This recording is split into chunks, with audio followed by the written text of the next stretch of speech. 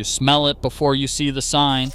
Rubber and new vinyl and something warm and synthetic you could never quite name. Your mom pulls into the strip mall 2 weeks before school starts, and you already know where you are going. Payless. The lights are fluorescent and too bright. The carpet is gray and thin. Shoes sit on open racks in rows, where you can touch them and try them on without asking anyone for permission.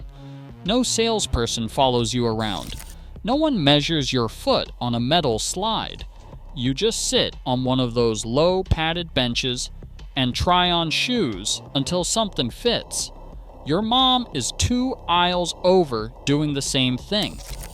And somewhere in that store, for $12.99, or maybe both pairs for less than $20 if it was BOGO week, you found the shoes you would wear on the first day of school.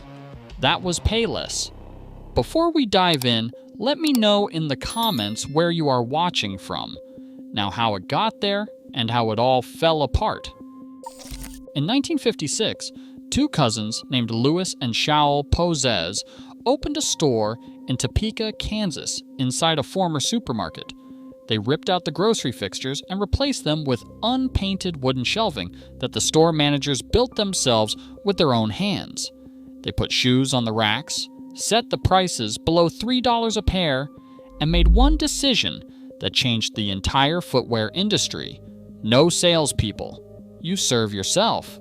That was it.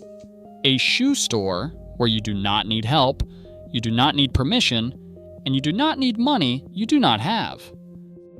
3 stores opened in Topeka that first year. 12 more opened across Kansas, Oklahoma, and Texas by the end of the decade. By the early 1960s, 38 stores were generating $6 million in annual sales. They went public in 1962, started opening a dozen new locations every single year, and renamed the company Volume Shoe Corporation in 1967, because that is exactly what it was. Volume. Millions of pairs moved through stores where the overhead was so low the managers hammered the shelves together themselves. In 1979, the May Department Stores Company bought the chain for $160 million. 739 stores. 2 years later, there were over 1,000. By the mid-2000s, Payless Shoe Source had more than 4,600 stores across 15 countries. Nearly 600 million customer visits every single year. 99% brand awareness among American women. That number deserves a moment. 99%. More locations than Foot Locker, more than any specialty shoe retailer on the planet. A store in every strip mall in every town in every state. They were not selling luxury. They were selling the promise that your kid could walk into school on the first day wearing new shoes even if money was tight. Especially if money was tight. That was the whole point. The average pair of Payless shoes cost $11 in 1996. $11. You could outfit 3 kids for what 1 pair of Nikes cost. And in the 1980s, they made Pro Wings, white and blue Velcro strap sneakers that looked close enough to the real thing that you could almost get away with it on the playground if nobody looked too hard. Every kid who wore Pro Wings knew the deal.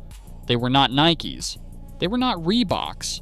But they were new, and they were yours, and your parents could afford them without a conversation at the kitchen table that you were not supposed to hear. The BOGO sale, which was buy one, get one half off, ran so constantly, so permanently, that people stopped calling it a promotion and started calling it the way Payless worked. Then it went wrong. The way it used to work was simple. You kept costs low, prices lower, and your customers came back because they knew exactly what they were getting. Then, in 2012, 2 private equity firms, Golden Gate Capital and Bloom Capital, bought Payless in a leveraged buyout valued at roughly $1.3 billion as part of a deal that broke up its parent company, Collective Brands. They did not buy it because they loved affordable shoes. They did not buy it because they wanted to serve the families who needed it most. They bought it because they saw thousands of stores generating billions in revenue, and they figured out how to turn that into cash for themselves. Here's what they did. In 2013 and 2014, Golden Gate and Bloom extracted more than $350 million in dividends from Payless. Not from profits, from debt. They had the company borrow hundreds of millions of dollars and then paid that borrowed money directly to themselves. The stores did not get renovated. The shelving did not get replaced. The inventory did not improve. The money walked out the door and into the pockets of people who had never sat on a low bench trying on shoes with their kids. By the time the bills came due, Payless was carrying $838 million in debt it could never repay. April 2017, the company filed for Chapter 11 bankruptcy and closed 400 stores. Payless itself opened an investigation into whether Golden Gate and Bloom had contributed to its financial collapse, but even that was not the worst of it. Less than 2 years later, Payless filed again, in February 2019. This time there was no restructuring, no second chance. Liquidation. Every single one of the remaining 2,300 stores in North America would close. 16,000 people lost their jobs.